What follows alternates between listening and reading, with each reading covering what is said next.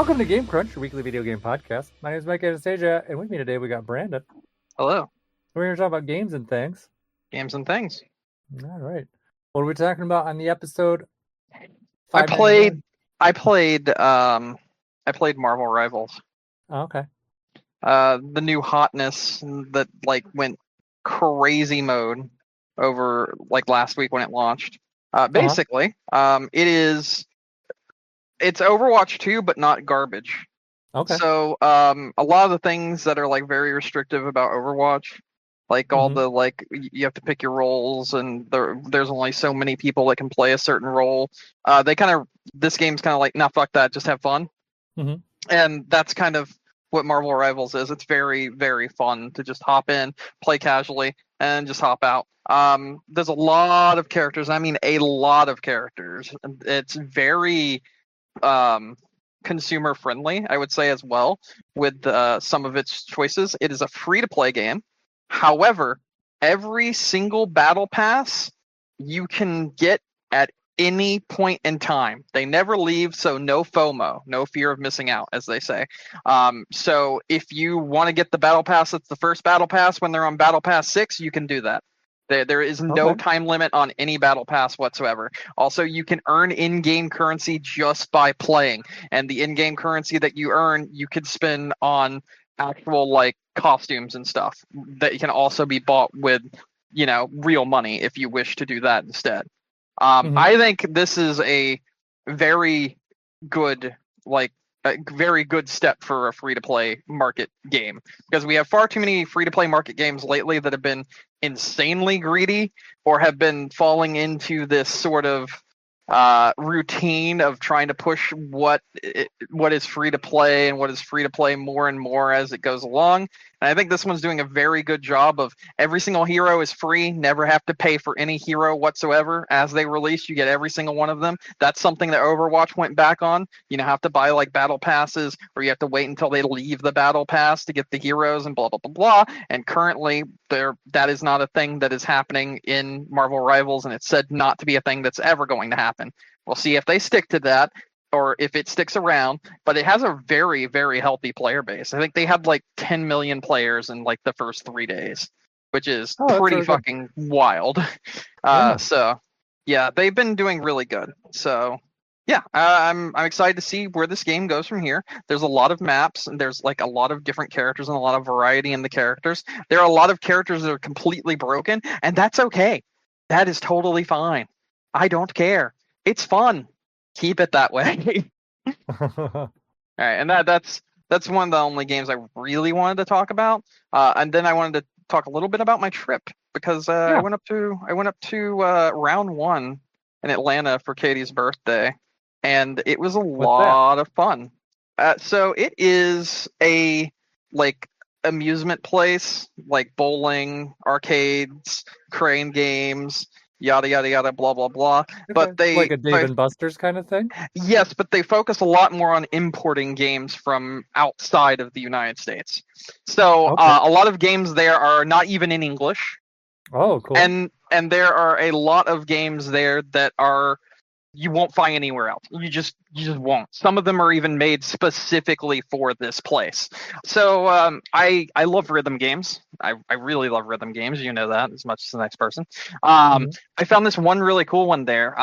It's spelt WACCA. So I think Waka or Waka, something like that. And the way it works is, and at least the one I played, it's kind of small, but it's like a cone, and the center of the cone has the screen in it, and you can lean forward into it to see the screen. You can also plug in a headphone jack to the actual arcade cabinet itself to hear the music better and whatnot. And then the way the game works is the notes come at you from that screen that's in the center, and it comes towards you, and the cone is completely interactable. And you can put your hands on the cone, and you actually have to touch and ring your hands around the entire circle to play the notes of the game. And it was super fucking cool to play. So that was a blast. It was super neat. I wanted to show you a video of it, but so you can at least understand it a little bit better. But It was cool. It was really cool. It's very colorful. It's very overstimulating, but like it was a blast to play. And I don't think I've ever played a rhythm game like that before, period. And I think this game is not one that could be recreated on a home console, unless they did something like VR. But I highly doubt that'll ever happen. I hope I'm proven wrong. But from what I understand, this game came out in 2019, is at the end of its lifespan, and doesn't exist anymore. So it was one of the ones that was imported, and you are not going to see really anywhere else, essentially. And I had so much fun playing this. It was very, very interesting and a different take on a rhythm game, because like the whole screen essentially was the game, and I really enjoyed that element of it. So yeah, it was cool. Some of the other things that we also did, because Katie's really, really into coin pushers, and they have like 20 of them at this place. They had a really cool one, again, also imported, that was made by Konami specifically, which I thought was kind of ironic, because, you know, Konami and gambling, you know, while they're pachinko machines and whatnot. It was really neat. It was like there were 6 of them in a circle, and the circle was like huge. Like the whole machine was massive. And then like the center of it was like a pinball game. And like you would play the coin pusher that you're designated to, whatever your area is, and that sort of thing. However, when you would drop coins, instead of just like getting a coin, getting a ticket or whatever, it would spin like a wheel on another screen that was in front of you. So you're sitting here in front of a coin pusher that has a glass case that you could see into, and inside that is like a LCD screen with like a roulette wheel, and it rolls the wheel whenever you like get the coins down into the circle and everything. And then you can like go further, and you can drop other things into specific spots. And then sometimes like the wheel will roll, and it will give you like a spot like I think they call it like something rush, but it doesn't matter. The main point about it was it would drop these balls in that would basically be like pinball in the center of all of the machines, and where everyone could see them. And again, super overstimulating, super crazy, really, really fun to play, because it was just constantly like, it's just constant stimulation and a lot of fun, like just super chill. So yeah, and then like I said, we played crane games as well, because we wanted to get Katie something for her birthday other than just, you know, taking her out somewhere. And we won some like things from the crane games, because another difference in this place compared to other places is their crane games are actually skill based. So you can get the prize if you know how to get the prize. So it's pretty cool, because they don't really have the implementation of like, you can't get this prize until the crane is ready to give you the prize because you've spent enough money. Instead, they've got them placed in like strategic spots, and you have to push the crane, and then when the crane gets to the actual prize, you have to push the button again, which then closes the clamp, and you have to time that correctly so that you could grab it and like drag it far enough to be able to get it over the prize chute and win it. That was pretty cool, because like it actually, everything felt like it was something you could legitimately win if you had the skill to be able to do so. And we won a few things there, so that was fun. Yeah, we made like a whole day of it. We went out there, we chilled with that, played that, and then we spent a lot of time with her birth mother and whatnot. But I mean, the main thing for this podcast that I wanted to talk about was going to round 1, which was really cool. That sounds like a really neat place. It's very fun. Seems like those dungeon crawler, I don't remember how to say it. It seems like those skills paid off. Oh, a dungeon crawler. Clawler, that's what it is.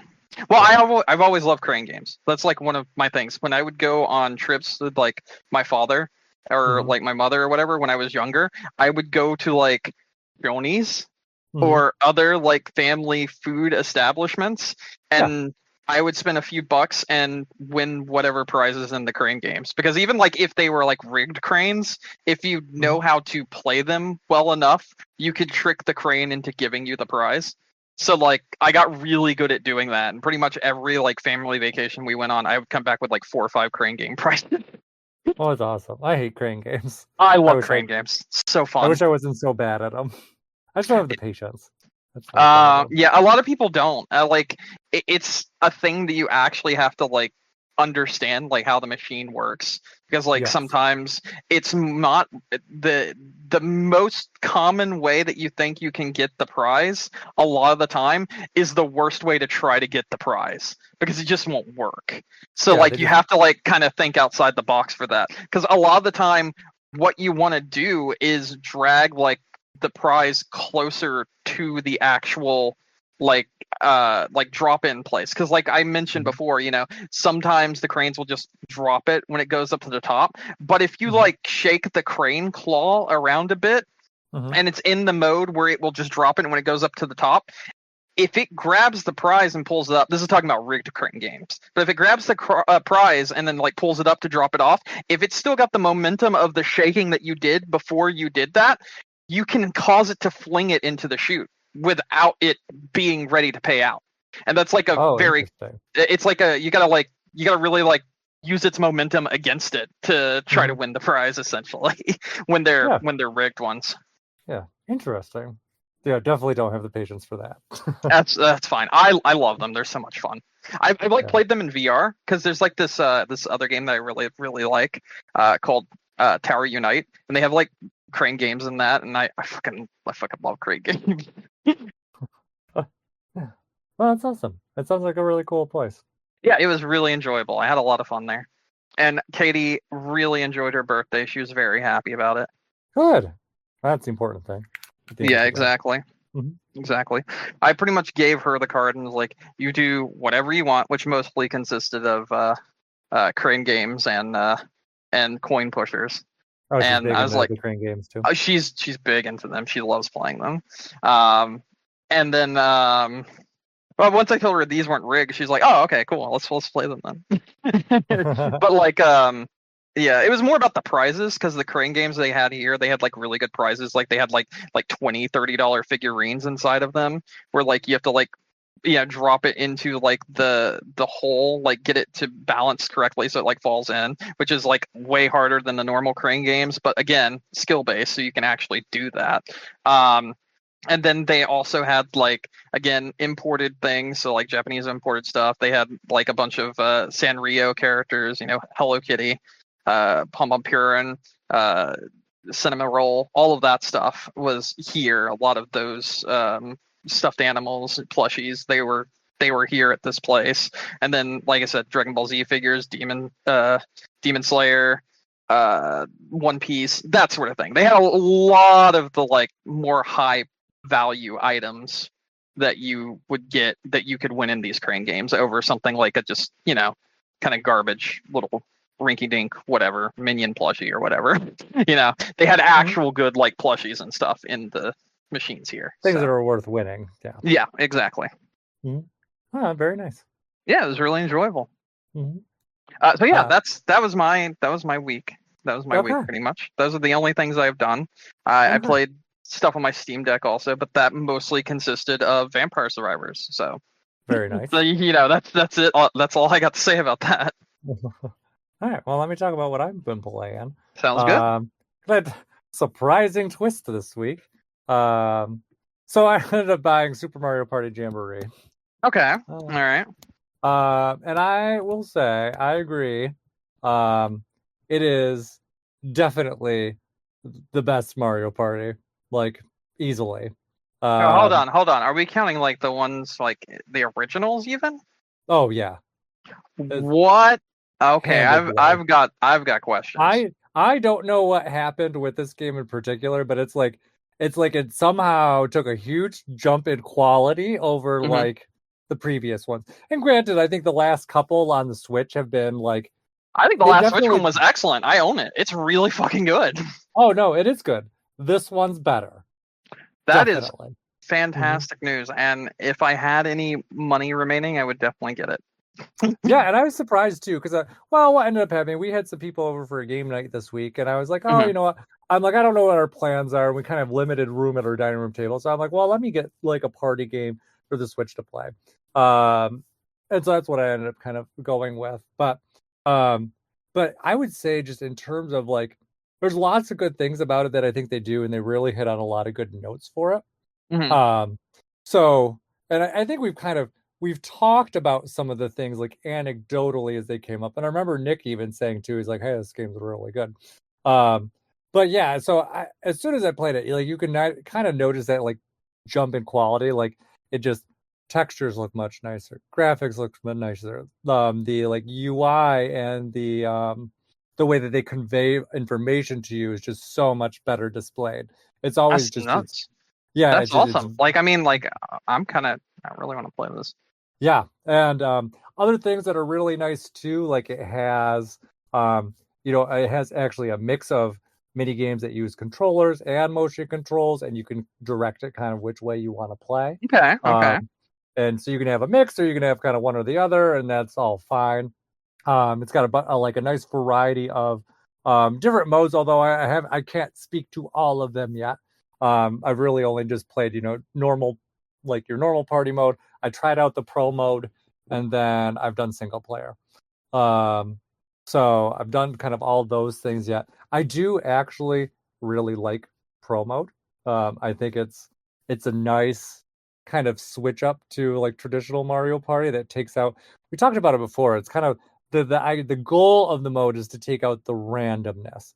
So it's really makes it more skill based as opposed to RNG based.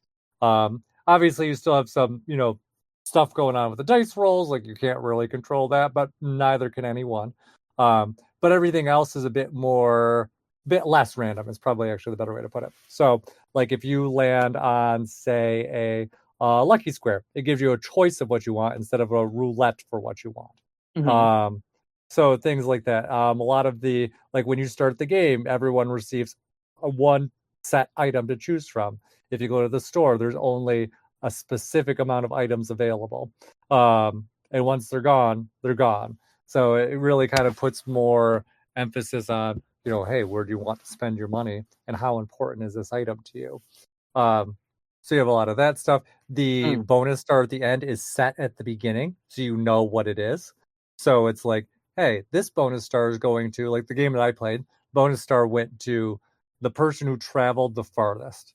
So if that might, if you're thinking about it logically, be like, okay, well, that's what the bonus star is. If I want to win that, I probably should prioritize items that like mushrooms that let me go farther, or extra dice, like those kind of things. Hmm. Um, I think it's all great. It seems they have a nice mix of mini games that are old and new. Like there's definitely some returning favorites in there, and sometimes they're kind of blended into other games. And then there's some that are definitely like brand new, which is kind of like some nice twists on them. So I do like all that. They have a new element in this one too, where you can have like a not an NPC character show up on the board. Like let's say it's like turn 10 or whatever, Mario might show up. And if whoever gets to Mario first triggers a 4-player mini game, and whoever wins the mini game gets him as like a companion for a few turns. And depending on which character you get, gives you an advantage on your rolls, and it also gives you a other bonuses too. Like if you get to a star while you have a companion character and you have enough coins, you can buy two, one for you and one for them, and then obviously you get the bonus for that. Or if you get to like a boo, you can both you can do two actions on the boo. Like I had one where I stole a star and I didn't realize it gave me a second action, and it was like, do you want to do something else? And I was like, well, I guess I'll steal their coins too since they don't have any stars left. So you can really kind of just 1-2 hit people like that. Um, Hmm. it really is interesting dynamics. I remember Nick told you too, the Waluigi like game to get him as a companion character is like a pinball game. Um, I mean, I don't love pinball, uh, I do. That's but another thing I love. yeah, no, I know. So I figured you would like it. I think that's why Nick brought it up too. But it is kind of neat. So you're doing kind of like a Waluigi pinball kind of thing. And that's really fun. I did. I like it. I don't like pinball. I'm not good at it, but I like the mini game because it's just kind of an interesting variety. But like Wario's is kind of like a multi game kind of thing where it's like you're trying to get different points in like a competition.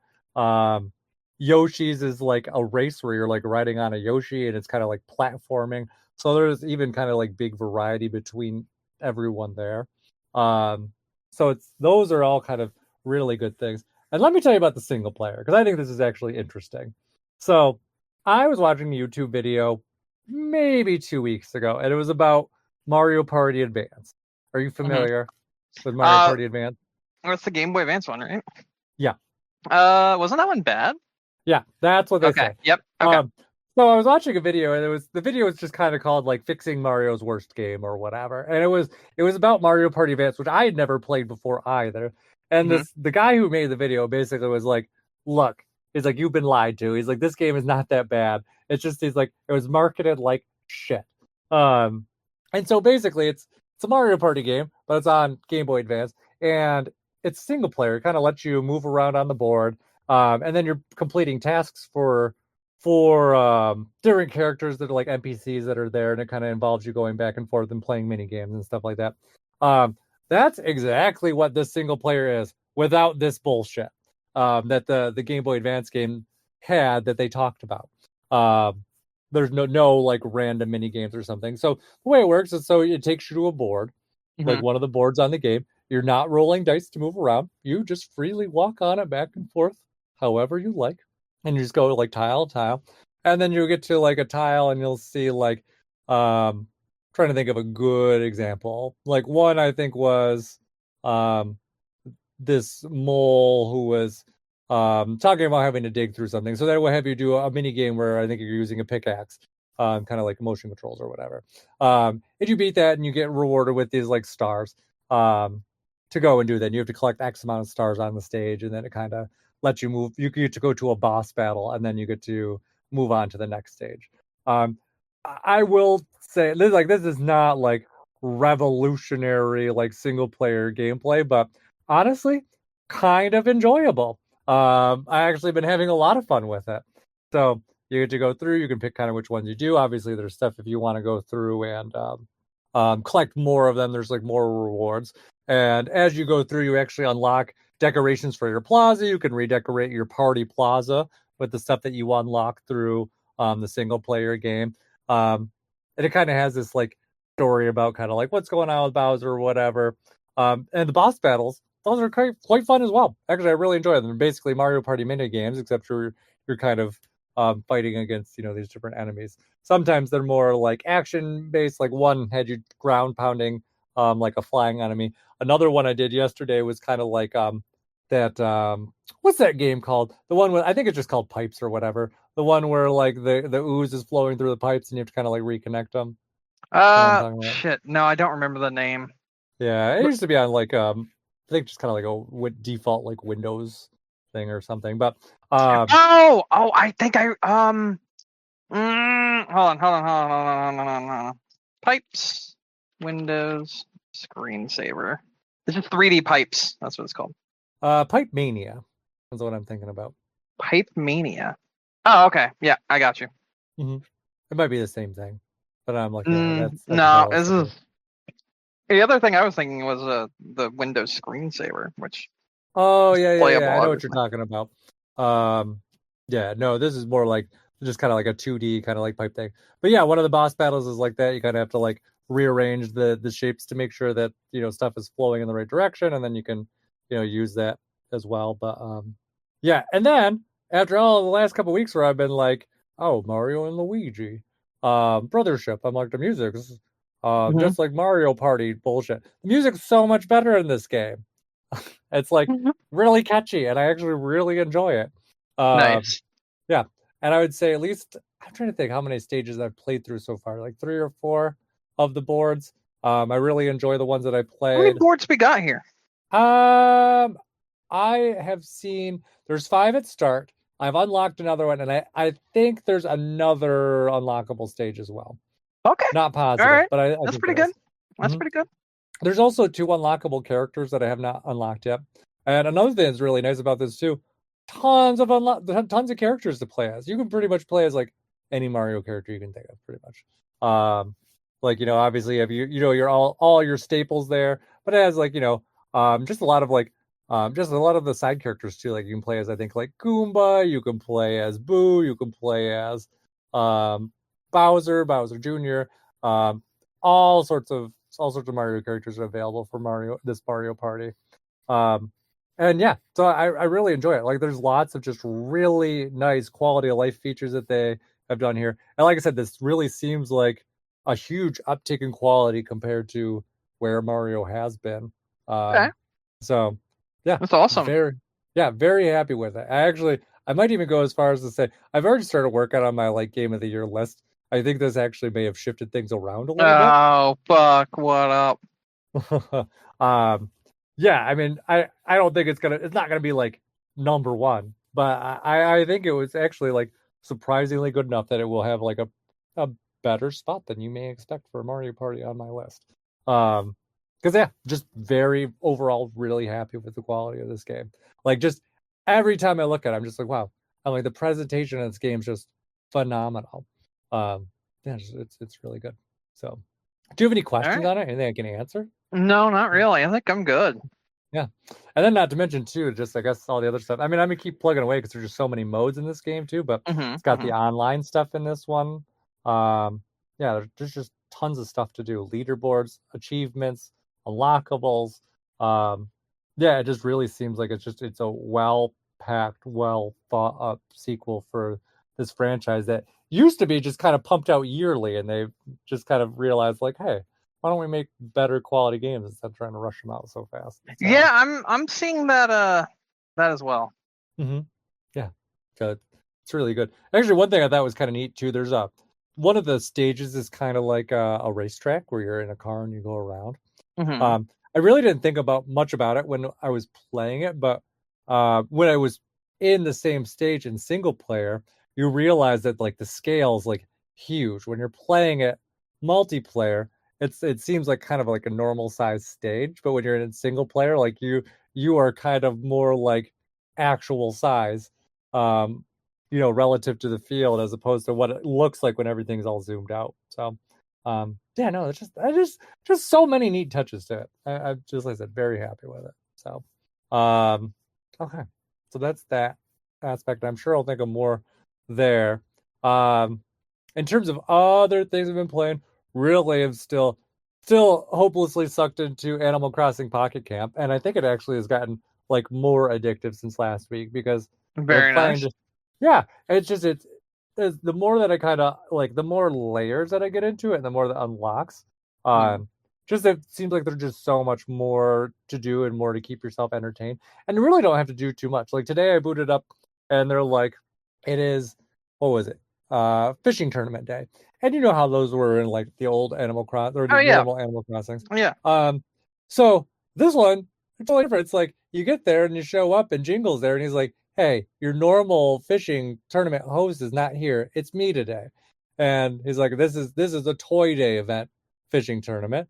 And he's Hmm. like, "I'm gonna be hosting." And he's like, "Here's are the rules." And it's way different than your normal fishing tournament. And interestingly, I was thinking about it, like they've put a lot of effort into this. Like I think even beyond what they did for the Switch version, tons of new items are available in this game. Like they have lemon trees, even like they added different trees that weren't available in the last one. Um, like a bunch of new fish, a bunch of new items, a bunch of new events. Like this honestly seems like maybe like a half step kind of like increment in some ways above the kind of main version of the game because it just seems like they were putting equally like a ton of effort into this compared to that. Okay. Even other things that I didn't realize how few villagers were available initially when the game came out. I did not remember that, and it might be maybe one of the reasons why I was not super hot on it when it came out originally. um but just kind of as I was going through and like kind of looking up all the kind of added additions that they've had like over time, it's pretty interesting. Like you can actually like if you go through, it sounds like you can actually like recruit all of the villagers to your campsite, and they'll Hmm. cycle in and out, just kind of at random, like as you switch screens. I thought that's really cool. Um, so you're not limited to like some strict number about how many people can go there because you can just keep on inviting them. And if apparently too, even from what I read, there's villagers that you find that you don't want to come back, you can tell them, to kind of not come back. So, um, yeah, it's pretty neat. I've really been kind of enjoying my time with it. I've unlocked. There's now I have a cabin that I can use, so I can use a cabin. I can kind of expand upon that. I found like a little what's the word I'm looking for? Kind of like a slot machine game. I found like that's built into the game where you can use that and get extra items that you can do that way. You can have like friend characters in the game as like NPCs. Hmm. Like let's say if you were playing the game, I could scan a QR code and add you into. There's this area where KK plays every night after 7. It's like a concert area. They can go over there, but you can recruit those players to help you out with different events in the game. They can kind of give you some like freebies and stuff from time to time. They increased all the potential levels that your NPCs, like yourself, your own player character, and the animals can get up to. They Hmm. can get up to a higher level in this version of the game now. Just really just seems like this is just a very complete, very well thought of version of this game. So Hmm. yeah, very, also very highly recommended, I would say. And I did double check after last week. The discount sale goes until the end of January, so people have time if they want it. Okay. And then I believe like the beginning of February it goes up to. Right now it's only $10 for the whole thing. Once that introductory period runs out, it will be 20. So, Okay, I um, see. yeah, but yeah, I would say definitely recommend it for, especially in this period where it's $10. Like you'll easily get $10 of entertainment out of it. Does not take that much. Um, so that's that. And those are the big things I've been playing this week, I would say. I do know of one piece of news that I will share before we Oh will yeah, move on. sure. Nintendo Switch. Supposedly, the reason why all those emulators and everything are getting shut down so quickly, other than the fact that it's Nintendo and Nintendo is gonna Nintendo. Why did they Mhm. survive for so long with no problems? 4+, 5+ years, that sort of thing. Why did they survive for so long and get so far? Yeah. And then why right now is Nintendo knocking down everything? Is it because, the Yuzu case kind of made them more, receptive to immediately trying to take everything down? No, it's not. More industry insiders have reported the real reason for this is that the Switch 2 runs on the same OS system and has all the same vulnerabilities that the Switch 1 would have. So they are trying to get rid of the Switch emulators that currently exist, because if they continue to exist when the Switch 2 releases, it would already be cracked. No, there's no way. That is the current report right now. And from some of the videos that we have seen also, and from some of the people that are talking on the inside currently, it does appear that they are running the same OS system and the same like key drops, this sort of thing, the way it works. Because whenever you mod a Switch or use an emulator for a Switch, it requires a certain Switch key, and according to some insiders, they are using the same OS system, like the exact same OS for the Switch. The only thing that is different for the Switch 2 or whatever the next Switch is going to be called is the hardware that it runs on. Everything else is still the same standard as what we have right now, and it will be the same. You'll just have a more powerful Switch. Yeah, interesting. I I think that's, we'll have to see. I just It would be bad. uh, I will say this right now. yeah. Mhm. Speaking from a point of view of someone who at least understands some hardware things and has messed with Switch emulation and whatnot, it would be very bad if they did actually go this very lazy route and just gave us new hardware with the same OS and all the other stuff, because the OS for the Nintendo Switch that it is currently running on is absolute dog shit. It is absolute dog shit. And I do think that having more powerful hardware thrown at a very poorly optimized OS made for garbage tablets that came out before 2017 is not a good idea, because it is not going to run well even if you have the hardware there. You're going to have a slow OS, you're going to have a slow OSD whenever you're trying to actually like navigate and get to your games. Yes, when you get in the games may work better, may look better, may run better, and yada yada yada blah blah blah blah, but it will be a hassle to get from point A to point B, much like the original Xbox Series. No, not Xbox Series. Sorry, let me rephrase that. Xbox One S. was, because it used the same OS, but it was like new hardware, but it was still garbage because it was using the garbage OS that the Xbox One used when it released. And if we have a repeat of that, that's gonna suck really bad. What I will say, I don't, maybe I'm just misunderstanding or understanding what you're saying. I would say like the Switch OS, like the UI sucks. It's not great for some things. But I mean, I would say, and if you look at something like the Switch eShop, it runs like dog shit. Yeah, it no, does I mean, not. the eShop, It gets like absolutely crumbles under any sort of pressure. That's what I'm saying. Now imagine that with better hardware, and you still have to deal with that bullshit. Anytime you want to install a game, download a game, I think that's the get shop from point A to point specifically, B. though. I don't think that's the OS. Not specifically, because the OS is also like the way that the when you like put the little blocks on the screen and everything when a new game is downloaded, all the stuff you have to go through, like do you want to archive this or do you want to delete this, all of that sort of thing, all of that stuff is the OS. No, I know that, I understand that, and but all I of think a that lot of is the also issues with very I think a lot of the issues with the bad. eShop are like the back end of the eShop. I don't think it's the OS is causing the issue there. So if the back end, like the online like structure and everything, is still the same, it should still have the same navigation problems. Well, no, it does that. But I'm just saying, I think my mental thing is like, because you said something about the games running poorly on the OS, and I don't think the OS is like I can jump out, like suspend, go into another game, like open up something, like I don't get slowdown in the OS. Like everything runs really smoothly if I'm going like game to game or game to settings. Like I don't get any like I think if you so there's a few problems it's with the it. ones that have anything that has like internet, like is where you run into Okay. the issues. Okay, so there are a few problems with the OS that I will point out first and foremost that are very obvious issues, especially with base Switches like right now, like not OLED models, not whatever models, like the original release of the Switch. And one of those problems is coming out of standby mode after not being used for a long time, even if it was just on like the charger. Sometimes the Switch's system itself takes a moment to be like, oh, I'm a game. And getting into it gives you a little bit of slowdown getting from point A to point B, navigating Literally back have into your game. never had that happen. You've never had that happen. Okay. No, all right, and I have it, okay. and I have an OG Switch, and I use it almost every day. It has happened to two of my OG Switches.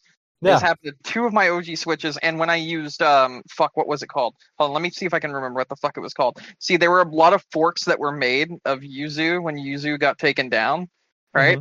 And there was one that actually used the like main like start screen, like the whole OS, like the whole like the whole shebang, put the little blocks on the blah blah blah, that sort of thing. So you didn't even have to like go into like your ROMs or whatever. You just booted the Switch emulator, and then your games that you had installed on it were right there, and it looked like a normal Switch. It was just in a box on your PC and whatnot. And it even did that to me when using the emulator. So I assumed, because I've had this happen with two Nintendo Switches, where I've just kind of like left it off the dock, left it out of the game, whatever, like maybe threw it in a book bag or whatever, went somewhere, didn't take it back out and then check on it like a week later. We still got a little bit of charge, but you turn it on and the system's like, oh, fuck, what do I do? Give me a second. And like 20 seconds later, everything's like kind of settled down and you're actually back in your game. That is a problem that I've had with two of my Switches. I don't know. Maybe I'm just incredibly unlucky, but that is a problem that I have had multiple times. And then there is another problem where if you let your Switch die, right? Like for instance, you unplug the god damn it, what's it called? The charging cable? Power cord. Yeah, you unplug the power cable, right? From the socket, but not the back of the Nintendo Switch, right? Okay. Like not the back of the Nintendo Switch dock, and like maybe it got unplugged because it got like kicked or it fell out or what have you. Whatever. Like some pet tripped it up. Whatever, doesn't matter.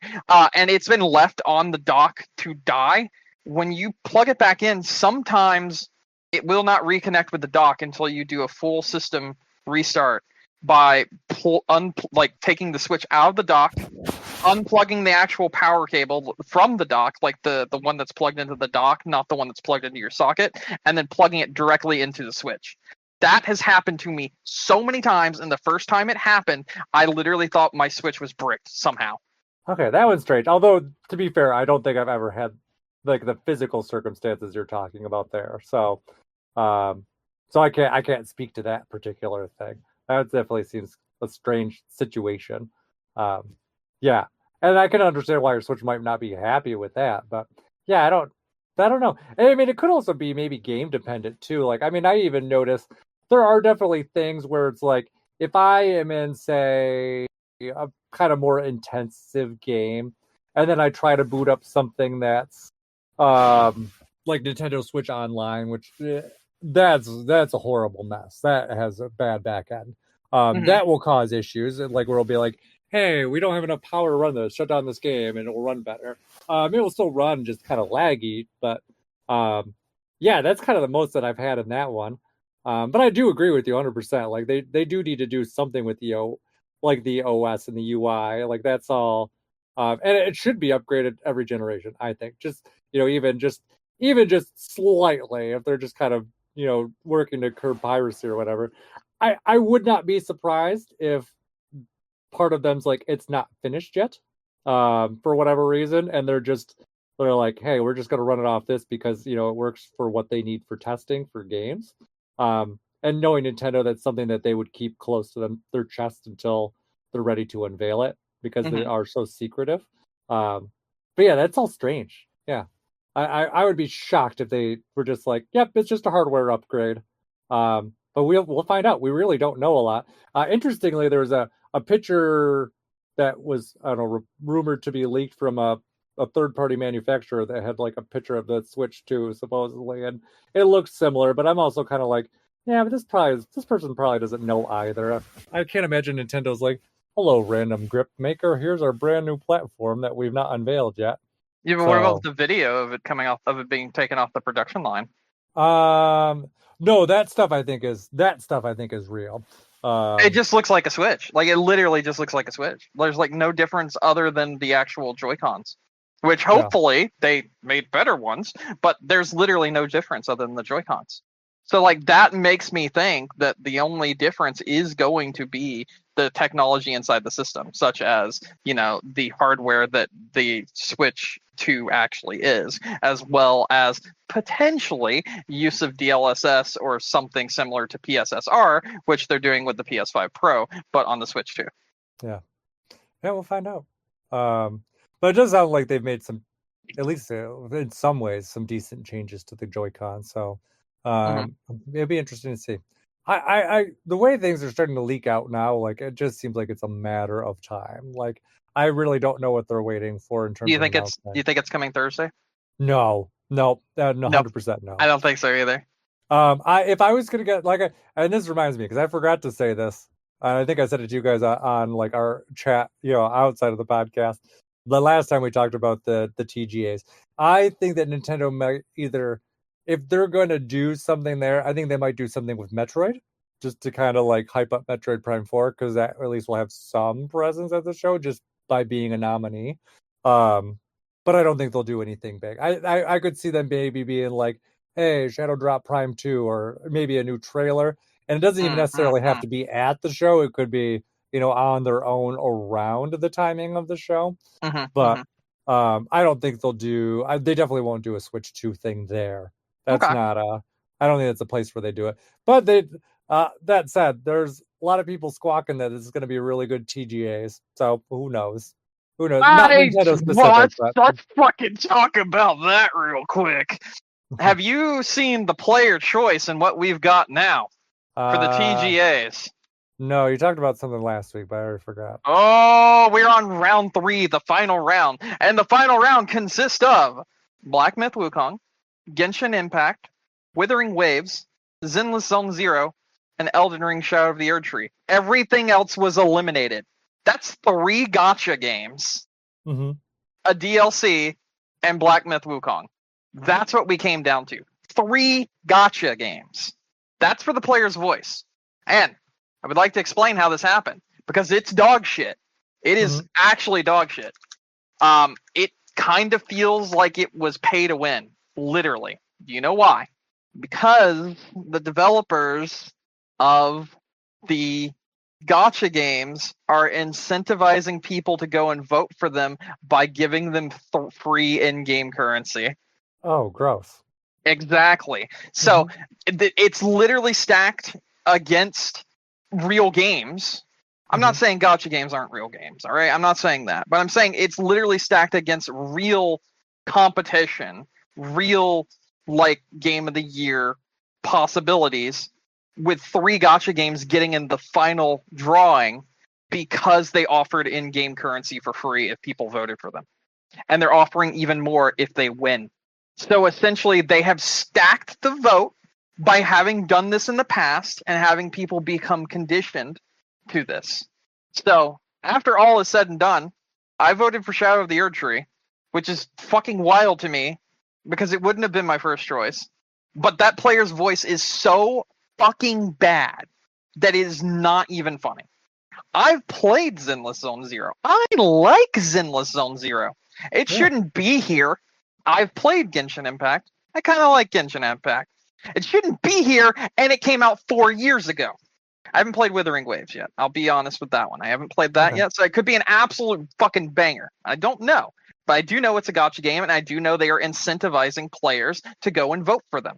That's unacceptable. That should be an automatic disqualification from being in anything like this. Like, that should be the way it works. It's not fair. It's not fair to the rest at all. And it's honestly, frankly insulting to the actual other nominations that were up here before that got bought out, more or less. It fucking Yeah. sucks. Yeah. They should. They should do something about it. But again, I guess it's like it's it's really at the end of the day, the TGAs are an advertising platform. It is, Um. but there is a way that things can be advertised, and I think incentivizing players to go and vote for you and using free currency in a game or free pulls in a game that is already free to play is Mhm. just really scummy. Like, No, it's a I don't disagree really with that at all. scummy thing to do. Mhm. Yeah, I agree with you 100% on that. But my point is just that Keeley doesn't care. So. No, he does not. Although it Mhm. does kind of feel like he cares a little bit because he put up a post when it went live, like being like, "These are the player's voice, the 100% voted on by you choices," and everyone in the comments were like, "Yeah, no, I would have never voted for this," and everyone was like telling him how like like so many people in the comments were like, I never would have voted for this. What the fuck is going on? What the fuck is going on? What the fuck is going on? Like, even more so and everything. And like, he kept hammering home how it was voted by us. And then like more and more people just kept pointing out it and went viral for a while about how it's not actually being voted on by people. And I do feel like there is going to have to be some things put in place Mhm. in any kind of event like this going forward where this kind of stuff can't be done because it's just not fair to everyone else. It's really not fair. It's not, but like I said, it really just kind of feeds into the illegitimacy of the TGAs. But the big issue is like we can bitch about all we want, but Hmm. if Keeley doesn't care and the other game makers don't care, then nothing's going to change. Yeah, you're right. It's just kind of one of those like, well, I'll think of this category as highly as some of the other bullshit categories that are on the TGAs, which is pretty low. Yeah, yeah. Mhm. All right, so I'm going to, before we go, because I want to do this to round out the whole episode. Okay. IGN put up a thing where Hmm. uh, they said, what hotly anticipated game do you think we will see first? And people started listing theirs in order. And I'm going to put you on the spot and see what you think. So here's the list of the 4 games. Tell me from first to last, which do you think will release first and which do you think will release last, okay? Okay. Here we go. GTA 6, Hollow Knight Silksong, Metroid Prime 4 Beyond, Death Stranding 2, On the Beach. Out of all 4 of these, in what order do you think these will release? The only thing I don't know that I need to help with my decision is, when is Death Stranding supposed to release? There is no date. There's no date. Nothing. None. Okay. Metroid, Death Stranding, GTA, Hollow Knight. Okay. You want to know what mine was? Mm-hmm. This was my order, and I actually gave an explanation. I can give an explanation for mine too. Metroid Prime 4 will Uh-huh. be first, and it will be a launch title for the Switch too. It'll be on March or May. Hollow Knight Silksong will randomly stealth drop out of nowhere either in June or September, because those are the months where the most stealth drops normally happen. Death Stranding 2 will be PlayStation's November release for next year, and GTA 6 will come out sometime in 2026. Yeah, so my logic similar. I think Metroid's going to be first because Nintendo really doesn't show off things until they're pretty close to going. So I think that game is done, and I agree. It's probably Switch to launch game or close to it, which means it's going to be out before the fall. Yeah. Agree with Death Stranding. There's no date there, but yeah, I think your guess is pretty good. It feels like a game that would be like this is try to sell our console with or bundle with our console for Christmas kind of thing. Yeah, it feels exactly. like that sort of thing. Mm-hmm. Like it's a big epic adventure, that sort of thing. And it's a sequel to a game that already existed. They could like maybe put the original with its whatever back on PlayStation Plus or give it away to people in order to hype them up for the release in November. Whatever. Do something like that. That's kind of what I'm expecting for Death Stranding 2. Grand Theft Auto, I think will either make a late release last year. I kind of think it'll probably slip into 2026. And Hollow Knight, I just think is vaporware, so that's kind of why I'm like, it'll probably come out after GTA. I think GTA 6 will come out after Hollow Knight. Like I said, I do think Hollow Knight is a game that's being made. I think they have a team of like one person working on that, or like 10, something like that. The Hollow Knight team's not big from what I recall. It is an indie game. It's just an indie game that got really big, and I don't think they were ready for all the people that approached them, like Microsoft being like, hey, let's put your game on Game Pass or blah blah blah blah blah. And I don't think they were ready for Hollow Knight the original to blow up as much as it did, and to just continuously be having this thing like here's plushies and here's let us make figurines of your stuff. I think they've gotten backed up with all of that stuff to the point where like they just have not been able to plainly focus on the game full on, and as such it set them back a lot. But I do think they have actually been working on it, but I don't think they're going to release it until they're ready. But I think once they're ready, they're just going to put it out and not even just be like, all right, there it is. Because that's what happened with Hollow Knight. And I don't think this person, because they're not like in everything, they're not the one that's even being like, oh yeah, Hollow Knight Silksong. Like you don't hear from the developer of that game. And I think it's because they're just kind of nose to the gridiron and like working on the game and dealing with all the other shit that they have to, because they want to get out a good game and they don't want to cause the same bullshit that other people do where they're like, oh yeah, our game's coming out soon, and then it's like 500 years later, and they had that problem because of the pandemic, and now it's just kind of come back to bite them in the ass, and so they're just not saying anything about it so they can release it when it's ready.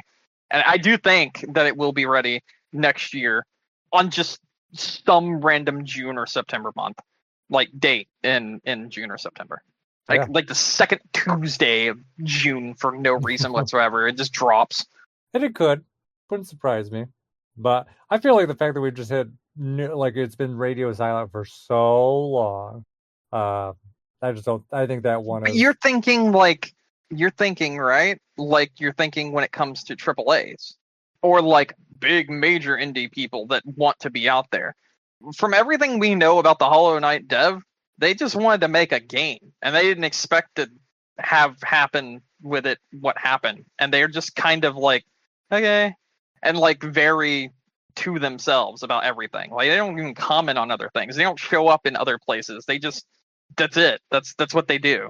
So like you don't see them going around to like publications and doing like interviews. You don't see them talking to the press. You don't see them doing this, that, and the other, because I think they are more like subdued, more like, I'm gonna do my own thing, and when it's done, then it will be done. And I don't think it's so much of like, that they're not wanting to show something, or that it's vaporware, where as much as it is like they would rather just release it when it's done than continue to say anything. And I think they kind of got pushed by Microsoft to initially announce the launch of Silksong, especially with the Game Pass, like, being pushed by everyone at the time. And I think they just kind of got in a little over their heads. I do think it's releasing next year, though. Finally. I mean, it's possible, but on the flip side of that same kind of thought, though, it would not be in their favor to just randomly in June, after X amount of years of not talking about the game, to just stealth release it. Like But that's the kind of person they are. That's what I'm saying. That's the kind of thing they would do. Like, did that's they what I stealth think. release Hollow Knight without any? Hollow trailers Knight or had anything? literally like no backing behind it. Like nothing. No one was like, there was no interest in that game coming out. They aren't a big developer. They were just some person. And then they made Hollow Knight, and it grew massively based off the fan base more so than anything. Like, they are just dev that made game, and they aren't really they seem like more private about their life, more so than anything, more so than many other devs even. Well, and that's one thing, but still, are they self-publishing? Yeah, Hollow Knight's been a self-published game since the beginning. No, are they self-publishing Silksong? That's a good question. Let me double check. Because I can't imagine the publisher would be like, yeah, let's do nothing. Yes, it's self-published. Okay. Well, I guess we'll find out. We'll see what they do. Developer Team Cherry. Huh? Publisher Team Cherry. It's them. They are the person. Yeah, I guess we'll see. Because I would say, I don't think most publishers would be like, yeah, we'll do this either. But yeah, we'll see. We'll see what ends up being. I still think that game is just way, way, way, way out. Anyways, anything else to talk about before we wrap up? Nope. I think we can. I think we're good to go. Okay. Well, thank you everyone for listening to us tonight. Don't forget to find us on iTunes, Stitcher, Google, Amazon, YouTube, wherever you get your podcasts. If you want to check out all of our old episodes, game-crunch.com. If you want to send us an email, gamecrunchcast@gmail.com. Brandon. Hello. Any final thoughts? Oh, I'm good. Okay. And that's it. My name is Mike Anastasia. You can find me online on Clash of Penguin there or on your favorite gaming console. And until next week, game on. Game on.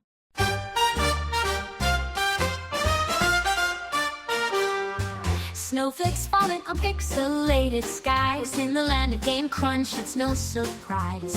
Elves and reindeers playing every night, from consoles to beeps of festive delights. Candy canes and power-ups galore. Level by level, we all want more. Santa sleigh, a rocket in disguise, zooming through levels into the highs. Game on, it's time to play. Game crunching Santa in a big arcade. Holiday cheer in a digital sway. Game on every night and day. Christmas trees with 8-bit lights so bright. Tinsel made of codes, a nerdy sight. Save the princess from the Grinch's lane with the joystick in this silly game.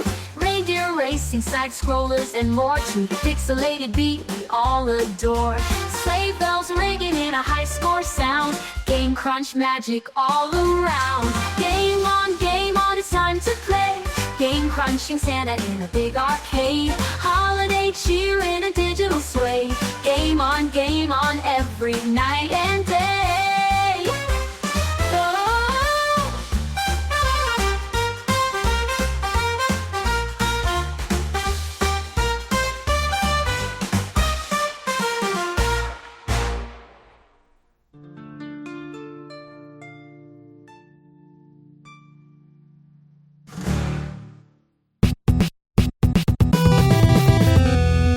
So apparently this was done before, from what I'm reading. When the original Hollow Knight was going to come out, and it started getting some like fan base, like people started seeing it and being like, "Oh, this looks really cool," like when it started first going viral, but like not from like the dev talking on it, but just people finding it.